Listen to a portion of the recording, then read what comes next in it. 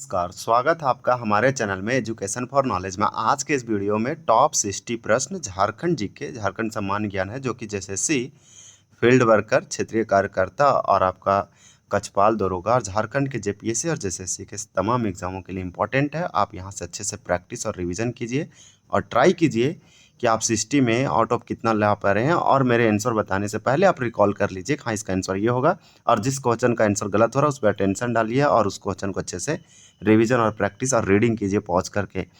ये झारखंड का इतिहास है, यानी कि हिस्ट्री ऑफ झारखंड। तो झारखंड के इतिहास से संबंधित महत्वपूर्ण क्वेश्चन आंसर लाए हैं जो कि PYQ प्लस MCQ बेस्ड है। किसी भी एंगल से आपका जो है अच्छे से कवर होगा। हम लोग और भी कम से कम झारखंड के इतिहास से 6 से 8 जो है प्रैक्टिस सेट लाएंगे। तो ये आप समझिए सेट 1 है जिसमें 60 प्रश्न है। तो चलिए एक एक करके देखते हैं, अच्छे से आपका एग्जाम जाए, एग्जाम निकले, इसके लिए हम लोग यहाँ मेहनत कर रहे हैं। ऋग्वेद में झारखंड क्षेत्र को किस नाम से जाना जाता है? 1 का आंसर आपका बी हो जाएगा, कीकट प्रदेश। आप याद रखिएगा कि ऋग्वेद में चार वेद में से सबसे पुराना वेद जो है ऋग्वेद है।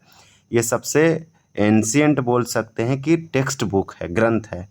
तो ऋग्वेद झारखंड को जो है कीकट प्रदेश बोला, ना कि झारखंड। ये आपको मालूम होना चाहिए। अब देखिए कंकजोल है, इसे कहा जाता है संथाल परगना वाला रीजन को। इस प्रकार से यहाँ पे याद रख सकते हैं। अब आपका अगला प्रश्न इसमें है, झारखंड शब्द का सर्वप्रथम प्रमाणिक उल्लेख किस शताब्दी के प्रमाण पत्र में मिलता है?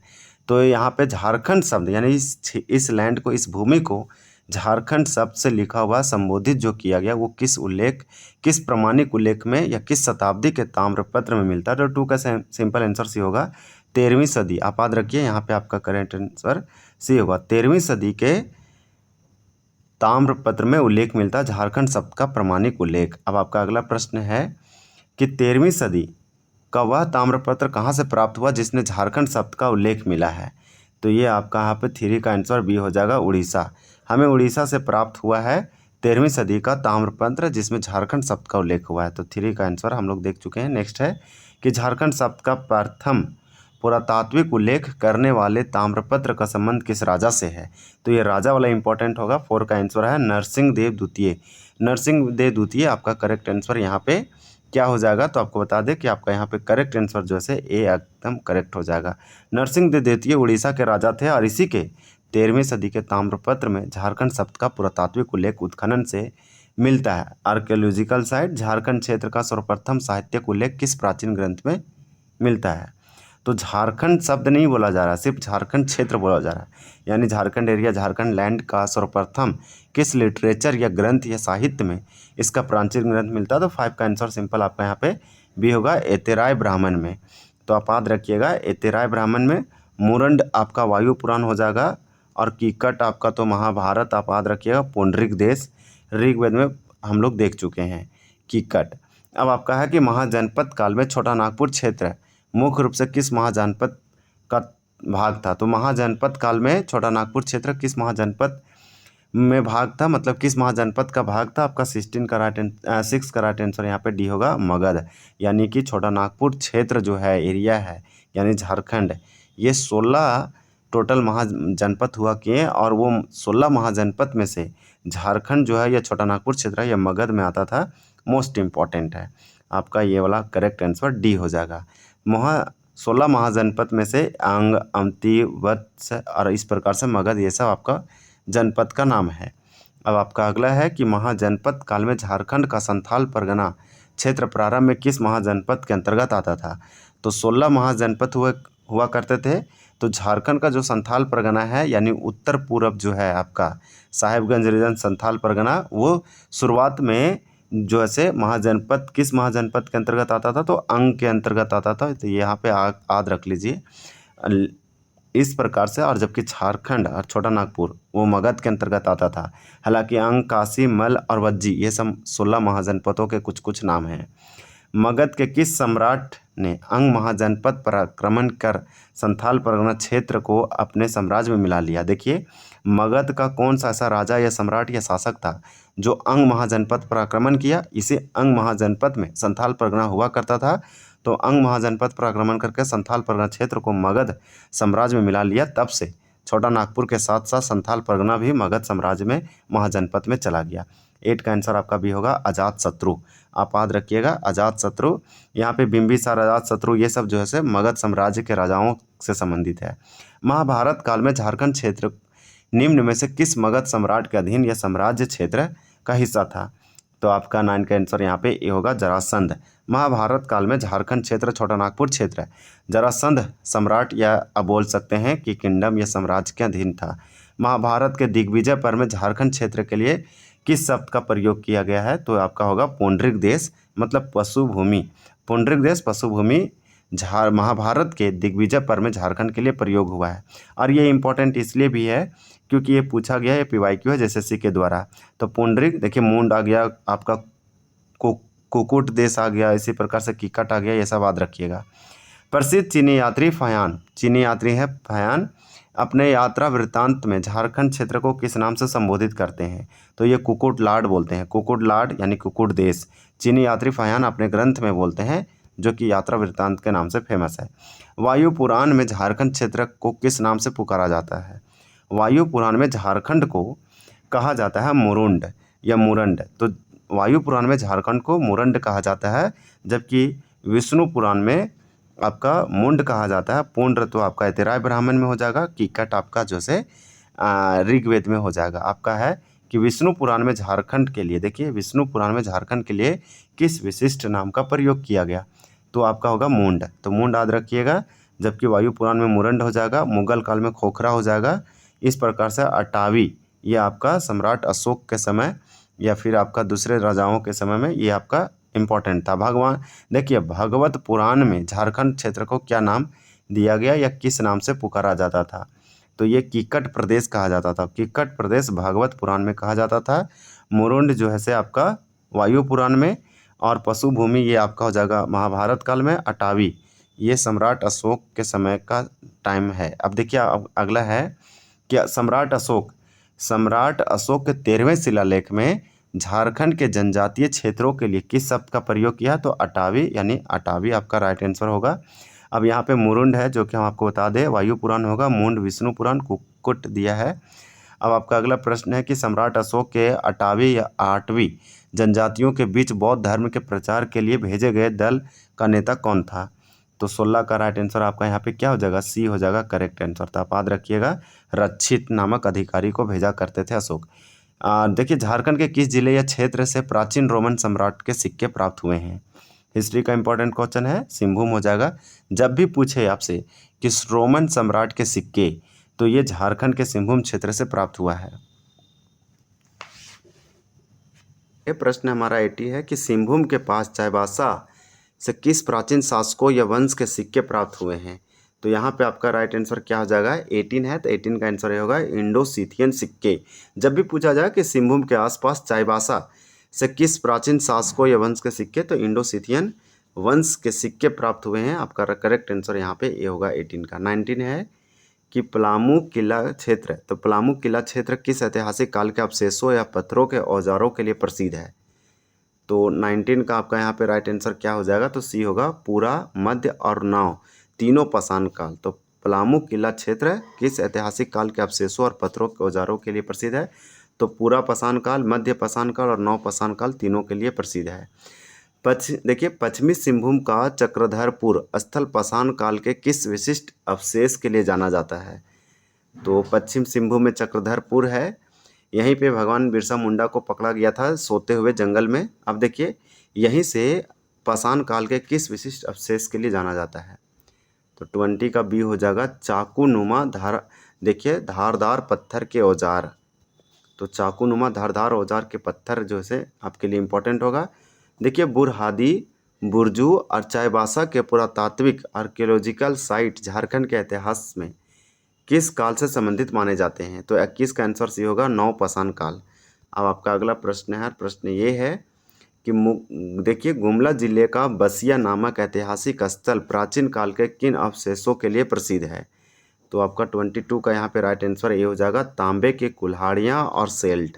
अब आपका अगला प्रश्न है कि रांची जिले के नामकुम नामक स्थान से पुरातात्विक खुदाई में क्या प्राप्त हुआ है? तो 23 का राइट आंसर आपका ये होगा, तांबे के कांगन और लोहे के औजार और बाण के नोक। आप याद रखिएगा, रांची के नामकुम से आर्कियोलॉजिकल खुदाई जब साइट हुआ, पुरातात्विक खुदाई से हमें तांबे के जो से कनक और लोहे जैसे सामान मिले हैं। खूंटी जिले के मुरद नामक पुरातात्विक स्थल से निम्नलिखित में से कौन सा आभूषण या अवशेष मिले हैं? तो खूंटी जिले का मुरद, ये मुरद खूंटी जिला में है, जो पुरातात्विक साइट है, आर्कियोलॉजिकल साइट है। यहाँ कुछ आभूषण प्राप्त या अवशेष मिले हैं। 24 का बी हो जाएगा, तांबे के सिकड़ी और कांसे की अंगूठी। तो कांसे की अंगूठी और तांबे की सिकड़ी प्राप्त हुआ है। अब आपका अगला प्रश्न है कि बोकारो क्षेत्र से पूरा पाषाण काल का कौन सा विशिष्ट हस्त कुठार यानी हैंड एक्स प्राप्त हुआ है? तो आपका यहाँ पे 25 का करेक्ट आंसर बी हो जाएगा, हरा अभ्रक देखिए स्फटिक हस्त कुठार। तो ये आपका करेक्ट आंसर यहाँ पे बी है। चतरा जिले का ओबरा या ओबारा स्थल किस प्राचीन ऐतिहासिक संस्कृति के साक्ष्यों के लिए जाना जाता है? तो 26 का करेक्ट आंसर आपका यहाँ पे सी हो जाएगा, मेगालिथिक या सांस्कृतिक या फिर महापाषाण काल का है मेगालिथिक संस्कृति। चतरा जिले का ओबरा स्थल अब प्राचीन ऐतिहासिक है, बहुत इंपॉर्टेंट है। छोटा नागपुर पठारी क्षेत्र का लूपगढ़ी, तो लूपगढ़ी स्थल किस प्राचीन अवशेषों के लिए अत्यंत महत्वपूर्ण माना जाता है? 27 का आपका आंसर भी होगा, कब्रगाह के अवशेष और तांबे के आभूषण। तो तांबे का आभूषण और कब्रगाह के अवशेष के लिए छोटा नागपुर पठारी क्षेत्र लूपगढ़ी ये प्राचीन है, जो कि बहुत फेमस है। झारखंड में सबसे प्राचीन राज्य निर्माण की प्रक्रिया प्रारंभ करने का श्रेय किस जनजाति को जाता है? तो मुंडा जनजाति। मुंडा जनजाति का ऋषा मुंडा आप जानते होंगे। देखिए, मुंडा जनजाति के किस प्रसिद्ध व्यक्ति को झारखंड में राज्य निर्माण की प्रक्रिया शुरू करने का मूल श्रेय दिया जाता है? तो यहाँ पे आपका हो जाएगा ऋषा मुंडा। आप याद रखिएगा, करेक्ट आंसर ये है। और यहाँ पे ऋषा मुंडा के द्वारा पहला शासक नियुक्त किया गया। आप देखिए, आपको बता देते हैं कि ऋषा मुंडा के द्वारा स्थापित सुतिया नागखंड राज्य के प्रथम मनोनीत राजा कौन थे? तो सुतिया पाहन थे। और इस राज्य सुतिया नागखंड का अंतिम राजा मदरा मुंडा थे। तो ये मोस्ट इंपॉर्टेंट होगा, 30 का करेक्ट आंसर बी हो जाएगा। इसी प्रकार से आपका अगला है कि सुतिया नागखंड राज्य का अंतिम राजा कौन था जिसने बाद में नागवंश की स्थापना की नींव बनने की स्थिति देखी? तो यहाँ पे आपका 31 का आंसर क्या हो जाएगा? तो बी हो जाएगा, मदरा मुंडा। आप याद रखिएगा, मदरा मुंडा। सुतिया नागखंड के पहले शासक सुतिया पाहन ने सुतिया नागखंड नाम रखा और इसे ऋषा मुंडा ने नियुक्त किया था। और इसके बाद सबसे अंतिम जो है आपका यहाँ पे मदरा मुंडा हो जाएगा। इसके बाद आपका अगला प्रश्न है कि प्राचीन सुतिया नागखंड राज्य को प्रशासनिक सुगमता के लिए कुल कितने गढ़ों और परगनों में विभाजित किया गया था? तो इस प्रकार से 32 का राइट आंसर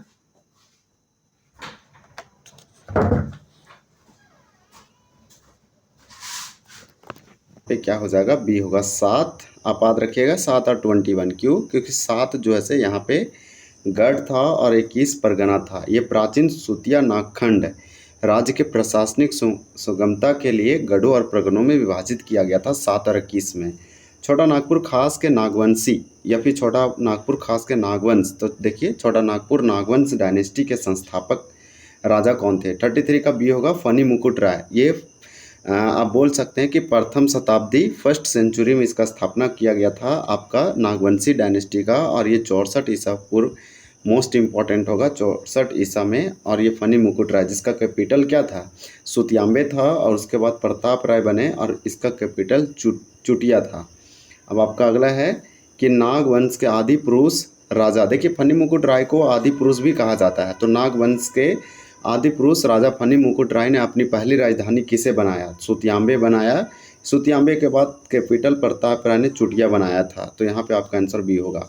राजा फनी मुकुट राय ने अपनी राजधानी सुतियांबे में किस प्रसिद्ध मंदिर का निर्माण करवाया था? तो राजा फनी मुकुट राय ने राजधानी यानी सुतियांबे में किस चीज़ का मंदिर का निर्माण करवाया था? तो सूर्य मंदिर का। आप याद रखिएगा, आपका यहाँ पे ए होगा। फिर देखिए, नागवंशी परंपरा और इतिहास के अनुसार राजा फनी मुकुट राय के पिता कौन थे? 36 का आंसर बी होगा, पुंडरीक नाग। इसी प्रकार से हम लोग नेक्स्ट देख लेते हैं। आपका अगला प्रश्न है कि नागवंशी राजा फनी मुकुट राय की माता का नाम ऐतिहासिक स्रोतों में क्या मिलता है? 37 का आंसर ए होगा, माता पार्वती, वाराणसी के ब्राह्मणी कन्या। यह आपका इंपॉर्टेंट होगा। नागवंशी राजा फनी मुकुट राय की माता का नाम माता पार्वती है, जो ऐतिहासिक स्रोतों में मिलता है। जो कि बनारस की कन्या थी। देखिए, प्रसिद्ध वैष्णव संत चैतन्य महाप्रभु 16वीं सदी में झारखंड के किस क्षेत्र में ठाकुर बाड़ियों की स्थापना की और संस्कृति का विचार जो है से विस्तार किया। तो ये चैतन्य महाप्रभु झारखंड में आए थे, संथाल भी आए थे प्रचार करने के लिए वैष्णव मत का। अगर हम बात करें तो ये क्वेश्चन तो जेपीएससी अभी रिसेंट एग्जामों में पूछा गया। 38 का यहाँ पे आपका राइट आंसर क्या होगा, बी हो जाएगा, पंच परगना और संथाल परगना क्षेत्र। तो पंच परगना और संथाल परगना क्षेत्र आपके लिए इंपॉर्टेंट होगा। आपका नेक्स्ट है कि संत चैतन्य महाप्रभु के प्रसिद्ध ग्रंथ चैतन्य चिंता चरित, देखिए मृत है, इसमें झारखंड के किस प्रसिद्ध ऐतिहासिक किले का मुख्य रूप से वर्णन किया गया है। तो 39 का आंसर आपका भी यहाँ पे बी होगा, तेलियागढ़ी का किला जो है ये संथाल परगना में तेलियागढ़ी का किला है, आप याद रखिएगा। बादम का किला हजारीबाग में है। इसी प्रकार से आपके लिए इम्पोर्टेंट हो जाएगा। तो संत चैतन्य महाप्रभु के प्रसिद्ध ग्रंथ का नाम है चैतन्य चरितामृत, तो जो आपके लिए इम्पोर्टेंट होगा। अब आपका अगला प्रश्न है कि दिल्ली सल्तनत के लोदी वंश के समकालीन छोटा नागपुर के नागवंशी राजा कौन थे। 40 का आंसर होगा प्रतापकर्ण। प्रतापकर्ण दिल्ली सल्तनत के लोदी वंश के समकालीन छोटा नागपुर नागवंशी राजा प्रतापकर्ण, छत्रकर्ण और विराटकर्ण थे। तो आपका यहाँ पे ए होगा। नागवंशी राजा राम शाह के शासनकाल में नवरत्नगढ़ में किस प्रसिद्ध मंदिर का निर्माण कराया गया था।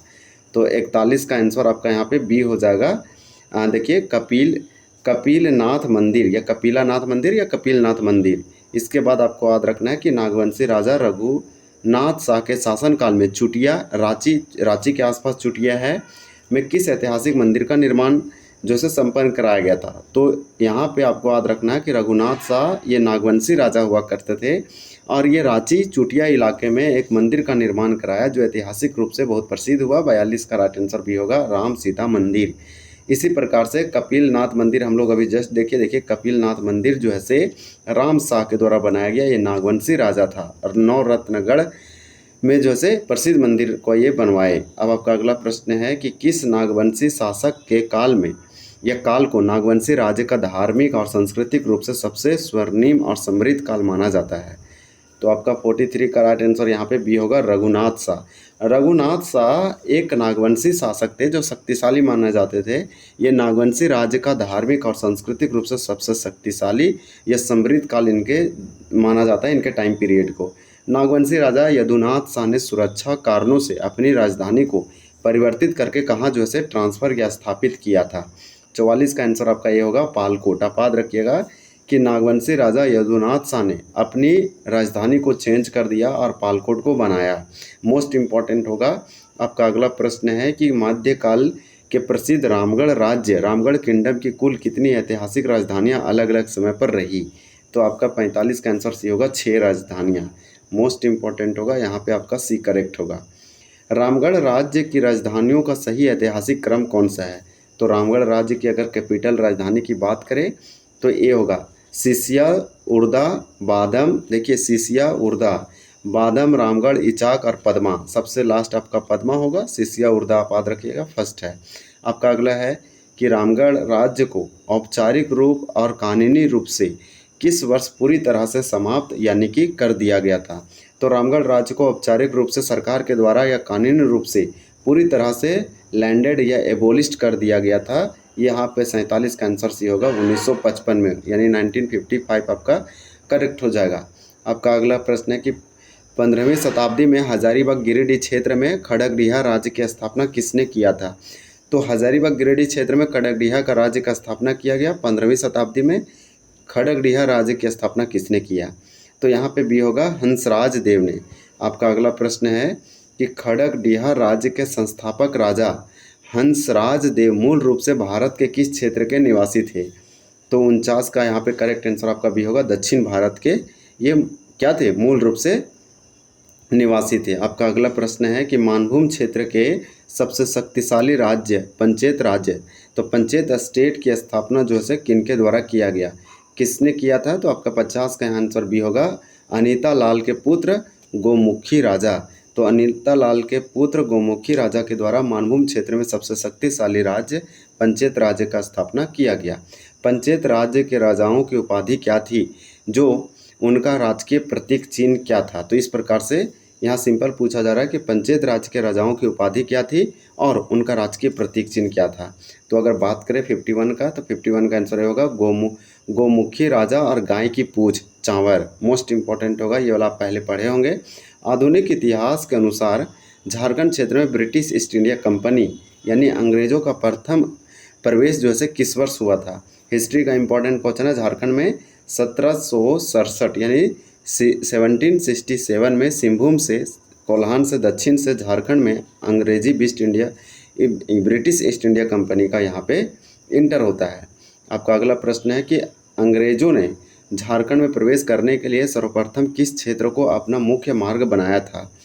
तो 53 का राइट आंसर आपका यहाँ पे बी होगा, सिंहभूम क्षेत्र को बनाया था। इसके बाद आपका अगला प्रश्न है कि पलामू के चेरो राजाओं पर नियंत्रण स्थापित करने के बाद अंग्रेजों ने गोपाल राय को राजा बनाया था। उसने प्रारंभिक सालाना टैक्स मालगुजारी कितने तय की गई थी। तो यहाँ पे आपका 54 का राइट आंसर बी होगा, 4000 यानी 4000 आप याद रखिए, मोस्ट इंपॉर्टेंट होगा। ये पलामू के चेरो राजाओं पर नियंत्रण स्थापित करने के बाद अंग्रेजों ने गोपाल राय को राजा बनाया और यहाँ पे मालगुजारी वसूला। आपका अगला है कि 1813 ईस्वी में पलामू के किस चेरो राजा द्वारा वार्षिक मालगुजारी कर ना चुका पाने के कारण अंग्रेजों ने उसे उनके राज्य को नीलाम कर दिया था। तो अब मालगुजारी नहीं दे पाया, तो इसके कारण से क्या हुआ कि अंग्रेजों ने उनके राज्य को नीलाम कर दिया था। ये 1813 का बात है। पलामू के चेरो राजा कौन थे। तो यहाँ पे आपका 55 का राइट आंसर क्या हो जाएगा, बी होगा, चूड़ामन राय। तो चूड़ामन राय का नाम याद रखिए। अब क्वेश्चन 56 है कि अंग्रेजों ने चूड़ामन राय के राज्य को नीलाम करने के बाद उन्हें कितने रुपये वार्षिक पेंशन देकर गद्दी से हटा दिया था। तो 56 का आंसर बी होगा, 200 रुपये, मात्र 200 रुपये ही दिया गया था। आपका अगला प्रश्न है कि नीलामी किए गए चेरो राज्य को ब्रिटिश अधिकारियों ने 1815 ईस्वी में देखिए भारदेव को किस राजा को बेच दिया था। तो नीलामी किए गए चेरो राज्य को ब्रिटिश अधिकारियों ने 1815 ईस्वी में भारदेव के किस राजा को, तो भारदेव का वो राजा कौन था। तो भारदेव का वो राजा आपका घनश्याम सिंह था। घनश्याम को यही नीलाम किए गए चेरो राज्य जो से ब्रिटिश अधिकारियों ने बेचा। यहाँ पे आप याद रखिएगा, घनश्याम। पलामू के प्रसिद्ध चेरो विद्रोह के प्रथम और दूसरे चरण का मुख्य सैन्य नेतृत्व किसने किया था, जिसने अंग्रेजों के खिलाफ कड़ा संघर्ष किया। तो आपका 58 का आंसर ये होगा, भूखन सिंह। अब आपका देखिए हम लोग अंतिम प्रश्न में आगे हैं, ये सेकेंड लास्ट है कि चेरो विद्रोह के अंतिम और हिंसक चरण का क्रूरतापूर्वक दमन किस ब्रिटिश सैन्य अधिकारी ने किया था। तो चेरो विद्रोह का अंतिम और हिंसक चरण का क्रूरतापूर्वक दमन करता कौन था, कौन अंग्रेज अधिकारी था चेरो विद्रोह को दबा दिया। तो ये आपका कैप्टन जेकब केमक था। तो जेकब केमक का नाम याद रखिए। अब आपका अगला प्रश्न है कि झारखंड के किस क्षेत्र को प्राचीन बौद्ध और जैन ग्रंथों में झार झाड़ियों प्रदेश यानी झार झाड़ियों का प्रदेश और आठवीं क्षेत्र के रूप में वन संपदा के लिए विख्यात माना गया। 60 का आंसर ये होगा, संपूर्ण झारखंड प्रदेश को। मोस्ट इंपॉर्टेंट था सारे प्रश्न, बिना एक्सप्लेनेशन का सिर्फ क्वेश्चन आंसर किए और बिना कुछ एडिशनल बताए हुए सिर्फ रीड करते हुए आपको समझाए हैं। ज़्यादा हम इसमें ज़्यादा कुछ एफर्ट भी नहीं लगाएं, बहुत कम समय में 60 क्वेश्चन कंप्लीट किए। आपका सिस्टम में कितना हुआ ज़रूर बताइए। ये हमारा झारखंड के इतिहास का पहला टॉपिक तो नहीं बोलेंगे, मतलब प्रैक्टिस सेट था, मिक्स था, जो कि आपको अच्छा लगा होगा। आपको PDF मिल जाएगा। देखिए सारे प्रश्नों का आंसर है, हम आपको सही सारे के सारे सबूत अच्छे से सब बता दिए हैं। तो आपका कितना आंसर आया है आप ज़रूर बताइए कि 60 में प्रैक्टिस किए कि नहीं, आप कितने आंसर को जानते थे पहले से। इस प्रकार से आपके लिए ये सब सारे के सारे इंपॉर्टेंट प्रश्न हैं, आपको अच्छा लगा होगा। तो इस प्रकार से आप वीडियो को इसी तरह से देखना चाहते हैं तो हमारे चैनल को ज़रूर सब्सक्राइब करके रखिए, ताकि आपके आने वाले वीडियो जो है आपको यहाँ से मिलता रहे। तो ये आपके लिए इम्पोर्टेंट होगा। आपसे चलिए 2 क्वेश्चन पूछते हैं, आपको ज़रूर बताना है ये कमेंट सेक्शन में कि मध्यकाल के प्रसिद्ध रामगढ़ राज्य यानी रामगढ़ किंगडम की कुल कितनी ऐतिहासिक राजधानियाँ अलग अलग समय पर रही। अगर इसका आंसर बताइए कमेंट सेक्शन में। दूसरा बताइए कि रामगढ़ राज्य की राजधानियों का सही ऐतिहासिक क्रम कौन सा है। एक ये भी बता सकते हैं तो 46, 45, और आप ये भी बता सकते हैं कि नागवंशी राजा यदुनाथ शाह ने सुरक्षा कारणों से अपनी राजधानी को परिवर्तित करके कहाँ ट्रांसफ़र किया। ये सब इंपॉर्टेंट है, इसलिए आपसे पूछ रहे हैं। 3 क्वेश्चन को आप कमेंट सेक्शन में बता सकते हैं। आप जानते हैं तो अच्छे से क्वेश्चन नंबर और उसका आंसर लिखिए, ताकि आपको बहुत दिनों तक ये सब क्वेश्चन याद रहे। वीडियो देखने के लिए बहुत बहुत बहुत धन्यवाद। हम लोग जल्द दूसरे टॉपिक और दूसरे वीडियो के साथ मिलेंगे।